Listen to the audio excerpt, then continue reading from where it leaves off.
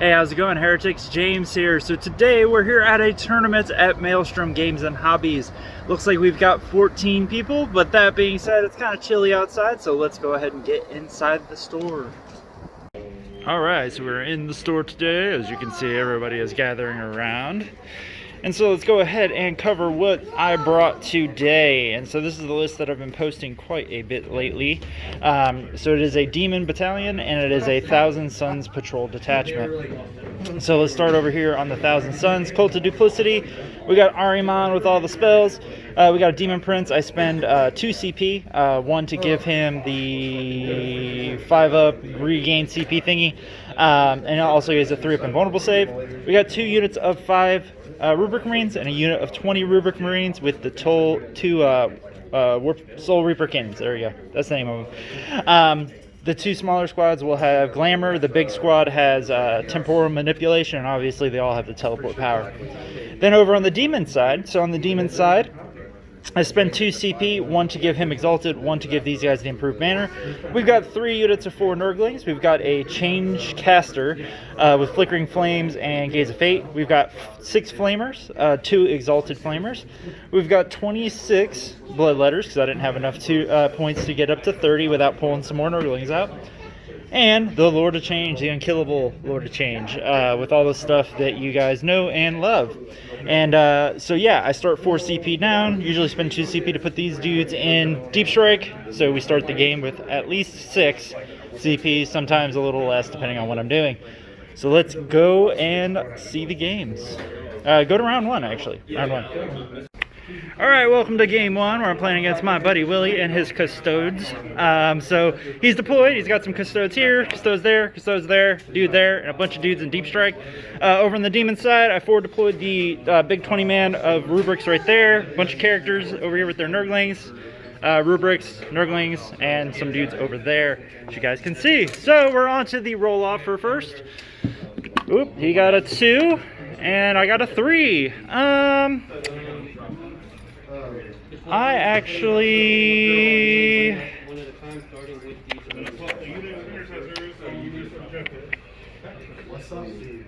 will take first this game. So, that being said, good luck, Willie, and we'll go into the game.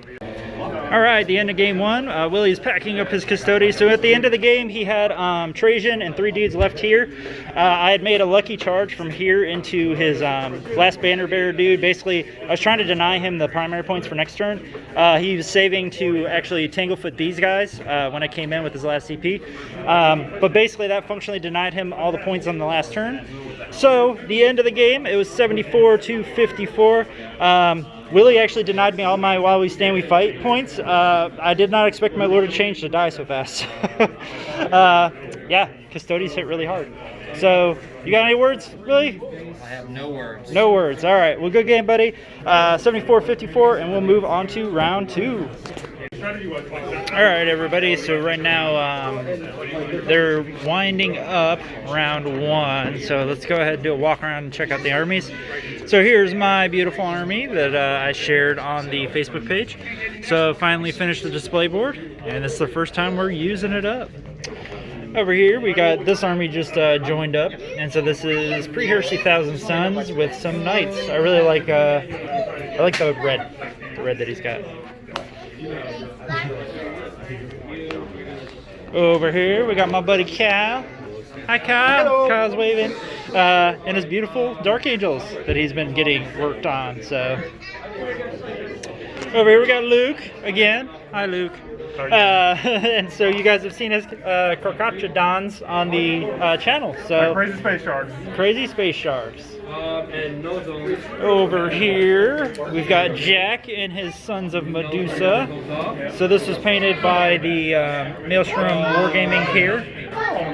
Shooting. And so he's playing against my buddy Victor and his Ultramarines. Hi Victor. And you guys have seen those on the channel many, many times as well. Over here we've got my friend Zachary, who's been on the channel. He's playing Sisters now, so he's getting these painted up to a very good standard. So yeah, looking forward to seeing those. Over here, we've got Thomas's Grey Knights. You guys see that he's actually made a lot of progress since the last time we looked at his army. He's even added 2 Land Raiders. So, sorry, Sharpie. Over here, we've got Matt's White Scars army. Loses 10 points. So some good old White Scars. And over here, we got Sharpie and his Eldar. Sharpie, I don't think he's been on the channel yet, but Not yet. not yet. But he's a common staple here, so yeah, you guys can see he's getting them done. So neat thing about 9th is we're starting to see a lot more people paint their armies, which I love.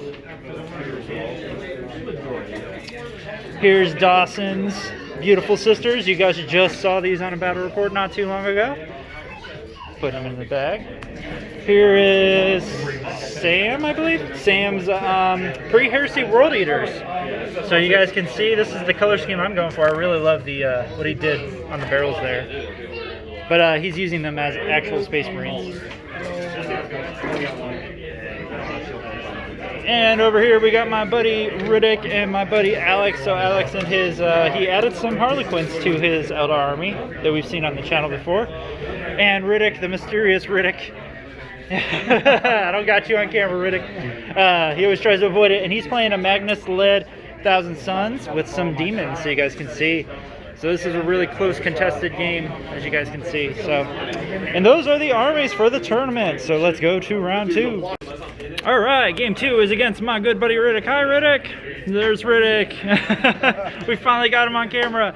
And it's basically a mirror match. We got Nurglings, we got Demons, we got 2 big chickens, we got Magnus against my chickens and my Rubric Marines and his Rubric Marines. And yeah, so as you guys can see, he's deployed, so he rolled it randomly for his 2 Exalted chickens. One, he has Spell Thief, and I can't remember the other one. And then he's got the Feel No Pain and the other something else.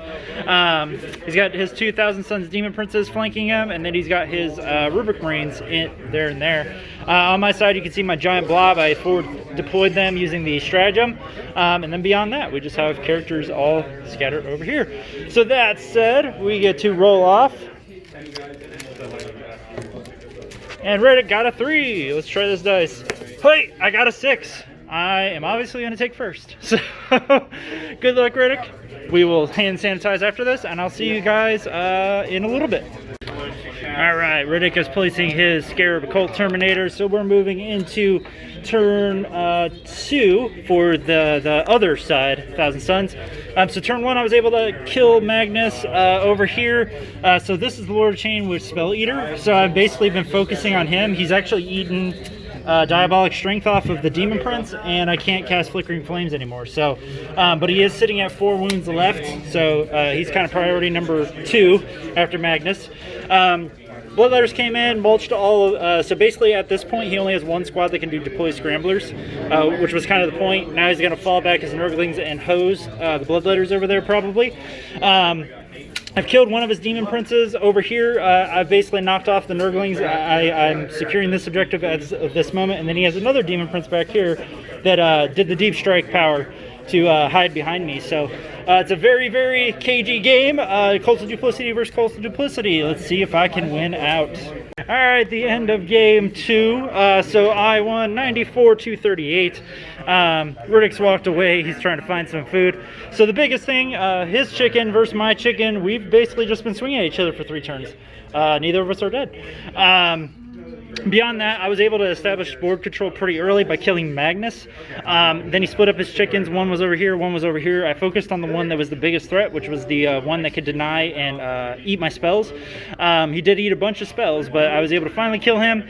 And basically at this point, he's got 4 Nurgling bases and a Lord of Change left. So it was a lot of fun. We'll see what happens in my game number 3. Alright, so our final game against Scotty. Hi, Scotty. And his beautiful pre-Heresy World Eaters across the table there. So he's deployed 1 execution right there, 1 execution right there. He's got Tor Garadon right there. His Warlord is over here. Big blob of Intercessors, some Centurions and guys here in the middle. And then over here he's got some normal troops and some Bikers. On my side, obviously, the Bloodletters are off the table. I've got some Nurglings and one of the Flamers right here. some rubrics hiding out behind this building, big blob of rubrics here, and then my Lord of Change with all of his buddies over here. So that being said, we get the roll off to see who wants first. Hey! I got a 2, he got a 1. I'm gonna go ahead and sorry,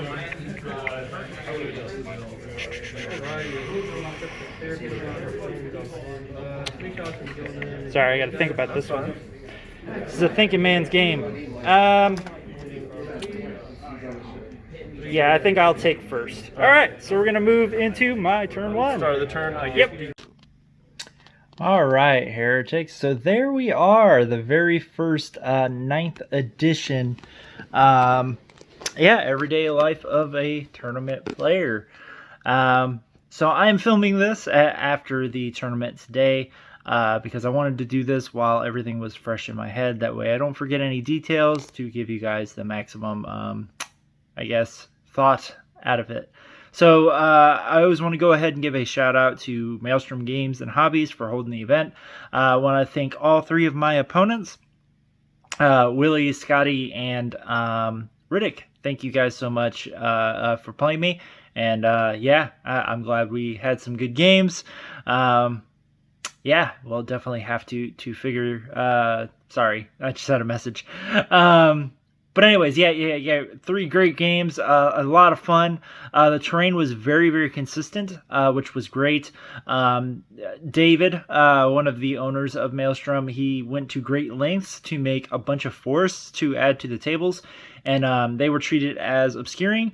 He also did his utmost best to basically define the terrain in a way that way it kind of removes some of the gaminess. So, for example, I know that there's an issue out there, and I brought it up to him, where you can basically prevent charges because something can't actually fit where it's charging into. So he pretty much turned like all ruined walls were defense lines. That way you can engage within an inch of it, just like old school 8th, right, where you could charge within an inch of a wall and fight something on the other side. So that was a rule that they actually put in place in this event. Another weird thing was, I did end up taking first. I'm going to go ahead and spoil that. But they actually use battle points to determine who ended up in first, second, and third. So my third round opponent, Scotty, ended up in second. And then Matt, which has been on the channel a couple times, he ended up taking third place with his white scars. Even though both of those guys had a loss, Zachary, my other buddy, who plays the Adeptus Sororitas at this event, he would have ended up in second if it was a win-loss, but that's not how they ended up doing it. So, I did give feedback and said, hey, we should probably do win-loss. But I guess when they posted the tournament, they did it off battle points. So that was known. That was known by others. I was not entirely aware of it. So I guess it was just lucky that I ended up with the most battle points. So that being said, I guess let's go ahead and start out with my thoughts of game 1.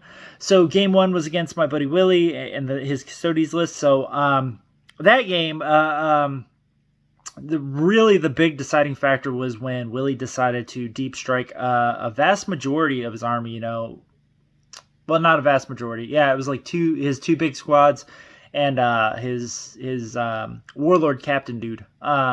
Sorry, I can never remember shield captains or something. But he decided to deep strike all 3 of those, which left him with just basically 3 3-man squads on the table, a dreadnought, and a couple of characters. And what that allowed me to do was to take the early board control really early. I did pick, so for the secondaries, I picked engage on all fronts, banners, and I picked While We Stand, We Fight, because I actually figured my characters would live. Ultimately, they did not live. But yeah, it ended up me just basically being able to take most of the table early. And Willie was fighting for the 2 objectives on his side for a majority of the game, which I ended up holding like 5 objectives for, I think it was 4 out of the 5 turns. I held 5 objectives, so it was just really, really hard for him to get out of his deployment zone and actually make a good, pushback. Now, on the flip side, Custodes hit incredibly hard. I did not know, so was not aware. This is my first time playing them since their updates. The ability to give multiple units a 3d6 charge was like, what can you do? Multiple +1 to wound strats. He had a lot of crazy shit going on. It was crazy, just the amount of damage he was putting out. And I'm not gonna lie, he might have actually made a very, very good pushback. But my 3-up invulnerables / 4-up invulnerables on my big rubric squad ended up, I started just hammering them home over and over and over again. I was like, oh, thank God, I'm making all these saves. And it was a good game. So Willie, I know he's headed out here in a week. So thank you so much for playing with me. I hope we do get to meet up again, bud, and enjoy the dice tray. I gave him one of the Heretic Wargaming dice trays as a going away gift. So I wish him the best. Well, I know he's going to DC, so I wish you the best in DC, man, and I hope we do meet up again. That game was a pretty heavy win for me. I think it was like 84 to 50 something. This is going off the top of my head at this point. So game 2 against my buddy Heretic. So thanks to Heretic so much. That was a game that this one right here, I think, was kind of decided by the dice. This was the one game out of the 3 where I really needed first turn to really stunt what Heretic could do. And because I did win the roll-off, I was 100% taking that first turn. This was the only game where I didn't really have to think about it. Game 1 against the Custodies, I was like, do I want first? I won the roll-off there. And the main reason I took it was because he had so few things on the table. I knew I wasn't going to kill much. I think I killed like a 3-man Custody squad turn 1. And that was good for me because I was removing his OPSEC. But the biggest reason I did that was I wanted to get out there and hold more of the table and kind of get position. And at the same point, I wanted to be able to drop in my my bloodletters before. So either in response to what he did or as an early drop, that way I could actually wipe something out. So which ended up being a good call. So game 2, this one was kind of critical because I needed to get Magnus as early as humanly possible. I ended up getting a first turn. Now, Heretic did roll randomly for both of his Lord of Changes, and he did get Spell Eater 1, which was not good. I was really afraid of that thing, especially with the way my army played. And the other one ended up with one had Spell Eater, and I can't remember what his other ability was for the life of me right now. And then the other one ended up with the Feel No Pain and +1 damage, which is actually a really, really good combo too. So I took it. I was able to get a couple lucky smites off between all of his denies and stuff and do a few wounds to Magnus. But the big swinging factor here was having it was like 17 Rubric Marines were in range of Magnus without moving, because I did do the 4 deployment thing, and I deployed him in such a way that way if he did get first, Magnus didn't really have a hole to get to all the characters. I took that and I unleashed everything I could into Magnus and just barely was able to kill him. He couldn't reroll out of it because I had done 1 damage over what he needed to be able to reroll. So Magnus went down turn 1. And from there, it was kind of a lopsided game. The way Heretic had deployed, and this was kind of decided a little bit by his deployment, is that he put a Lord of Change on either side. And so basically I kind of forced away from the Spell Eater one. Now the Spell Eater Lord of Change did end up eating 4 different spells. He ate Smite, he ate my Diabolic Strength. He ate a couple other spells. And so he was eating a lot of spells, right? But in the end, he just really didn't have the damage output compared to me. Magnus was kind of the one I was really worried about. Beyond that, he didn't have anything. He had a bunch of Rubric squads and a couple Demon Princes. So I was just kind of able to control the flow of that game and ended up taking away the W, a pretty hefty W. So thank you, Heretic. Thank you for getting on camera this time. And I do look forward to our next game. And I do look forward to that other Lord of Change getting finished painted up. He's a great painter and a great hobbyist, and he's great for the community here. So yeah, I loved playing Heretic, and I can't wait for our next game. And so that brought us to the finals against Scotty. So Scotty and his pre-heresy World Eaters slash playing him as Imperial Fists. And so going into this game, I was a little imposed by the double executioners, but I knew how to face them. The way you deal with executioners in 9th edition is just hide from them. Don't engage with them unless you absolutely have to. And so that's kind of what I did going into this game, because I knew the Lord of Change could 100% live through 2 of those things, no problem, which he did. However, I did not account for Heavy Bolter Centurion Devastators, so that was my bad, and ended up losing the Lord of Change turn. Oh, I forgot to cover my secondaries game too. Ended up with Engage All Fronts, Bring It Down, because he had a bunch of big monsters, and Banners again. So Banners is my go-to with this list. And then in game 3, I ended up taking Engage All Fronts Banners, and I tried for While We Stand We Fight, which was yet again a bad idea. So yeah, lost the Lord Change turn 1. He obviously took a Pour the Witch and Assassinate, because my characters are worth a lot, which he did point out, and thinned their ranks, which was not a good choice against this, but he really didn't know what else to take. Now, this game was definitely decided on, so talking to him afterwards, I kind of wish I had given him first, because I wouldn't have lost the Lord Change turn 1. His damage output would have actually been greatly nullified, because he wouldn't have been able to shoot at my Rubric Marines at all. And as a matter of fact, he would have put his guys in such a position that I would have actually been able to reciprocate and kill a lot more than I did turn 1. But it is what it is, right? Ended up losing the Lord Change turn 1, and so it was a brutal battle. The damage output for the Imperial Fist when you're just spamming bolters is outrageous. I did not know they did exploding 5s. That was something I found out today. Double explosions on 6s. So I did not realize that. I also learned that Tor Garadon gives you a 2-up ballistic skill. It's not any pluses to hit, so I learned that. What else did I learn? I learned a bunch of things, because I also learned that, when you tier a Repulsor Executioner and Tor Garadon does this thing, you still have the 2-up. And yeah, so I learned a lot of things.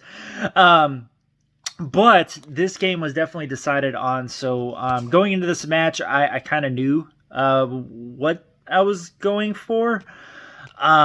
And when he didn't reserve anything, he put everything on the table. I was like, okay, well, he's got 2 incredibly slow squads and a bunch of troop squads, 2 of which were attack marines that aren't really going to go anywhere. So I kind of loaded up on one side of the table, and luckily I did it in opposition to how he deployed. So as he was deploying, I was making sure I was kind of like moving everything to one side, and because he had less deployment than me, I did it in such a way that he couldn't really tell. So I was like doing Nurglings, and then doing like the Exalted Flamers and hiding stuff, doing the 5-man squads. And once he finally ran out, I was like, okay, now I'm going to drop all these characters and do all this. And so I was able to load up on the left side across from one of the executioners. And I basically kind of forced the game in such a way that, we both controlled 3, right? And it was whoever could break the other one out of that. And so I kind of took the initiative to where I really wanted to hammer one side really hard and just sweep them off that objective. And so that's kind of what I did on the left-hand side. I had thought about maybe charging the Repulsor Executioner on top of the Marines over there, but I was like, really the big key here was to kill the Marines. In hindsight, I should have charged the Repulsor, because I ended up wasting a ton of attacks and losing a lot of Bloodletters in the process. And that Repulsor, it blowing up hurt a lot when it did blow up. So but ultimately there was I had a few key turns. For example, Scotty caught me out. I had left Ariman exposed. He was too far away from the Nurglings that were near him to actually be screened by them. Now, I had charged 6 Flamers into this Repulsor. So he's like, all right, I'm going to shoot everything from this Repulsor and the Flamers, and then the big cannon at Ariman. I was like, oh, crap. Ended up making just enough saves. I lost 5. I lost 5 of the Flamers. And yeah, the last flamer was able to deny him shooting the big cannon out at Ariman, so that was good for me. So yeah, he had a few times where he got me out, and I was like, ooh, crap. Yeah, that sucks. But in the end, it ended up working in my favor. The Exalted Flamers here actually ended up being very key.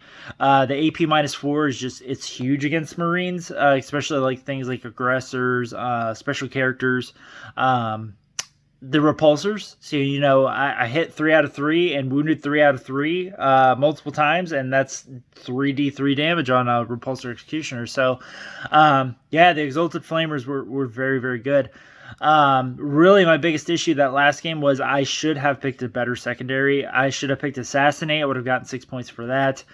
Bring It Down was not a good choice. But I just kind of like, or even the mission secondary, because I had multiple times where I just had a unit of Rubric Marines just hanging out, and I was like, oh, well, you know, they'd already popped their banner down. I could do this little investigation thing and get 3 points. So, yeah, really didn't think about that. But in the end, it was a good game. I ended up taking that one home by 21, and ultimately, I ended up winning first place. And I also ended up with Best Painted. So, ended up getting a cool, I left them in the other room. I got a cool paint kit, GW 9th edition paint kit for Necrons and the Space Marines. It's got a lot of paints that I didn't have, and a new set of clippers, which I really needed. I was actually looking at buying a new set. So, that's great. That is awesome. And that was actually my goal, was to get Best Painted.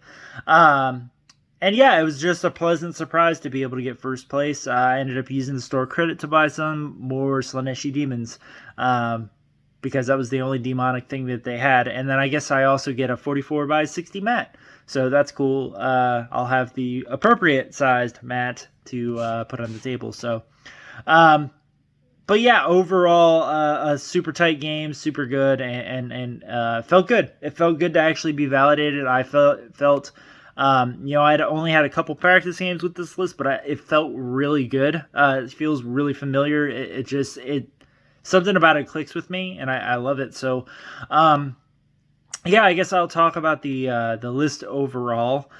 What I did like, what I didn't like, what I might change in the future. So let's start with the Thousand Suns. So the Thousand Suns detachment, I was actually a huge fan of the Cult of Duplicity stuff. I love the big 20-man blob still. It still has a lot of play, just the ability to get a 2-up invulnerable save, just have tons of shots. It does a lot of damage. It picks up a lot of things that people... This list does a surprising amount of damage. It even surprises me sometimes. You know, I found that out against the Knights, and you know, against Riddick in his Magnus list.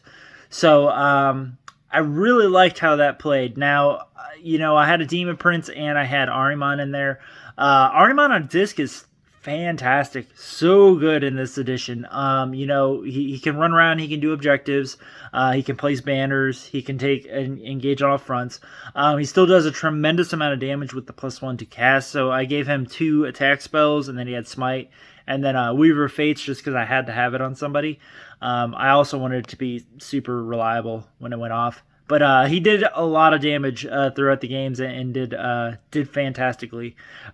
Really, he didn't see melee until that very last game I learned that with Custodes, that they can snipe out characters. So that was fun. That was a fun thing to find out. Yeah, I really did not know they could do that. So yeah, I found that out. So yeah, Ahriman, badass, so good. Now the Demon Prince, so I'm a little trepidatious about, and so let's see. Let me think about it. So, you know, in the Custodes game, he did kill a few Custodes. In the game against the Demons, he did end up ultimately killing the Lord of Change. It took him a few turns to do that. And then in the last game, he killed some bikes. He's a great toolbox, you know, having the 2 spells and the ability to fly around. But I almost feel like an Exalted Sorcerer might suit it a little better. They're a lot cheaper. I think they're 130 with the disc. It could be off a little bit. They still get 2 spells. And then while he doesn't hit nearly as hard in melee, I don't know. That one's a little weird. Now, I did like having the Helm of Command. It came into play quite often. Just the ability to have a bunch more CP ended up being actually quite a boon. And then I loved actually having the 3-up invulnerable save because at which point I have 2 close combat threats between the Lord of Change and the Demon Prince that are both incredibly hard to remove. It also gives me another reroll bubble, so there was that too. But yeah, he's a little weird. Oh, sorry guys. So yeah, I'm gonna have to kind of think about the Demon Prince, whether or not I want to swap him out for some Exalted Sorcerers. I'm not sure, but more Exalted Sorcerers means more Abhor the Witch.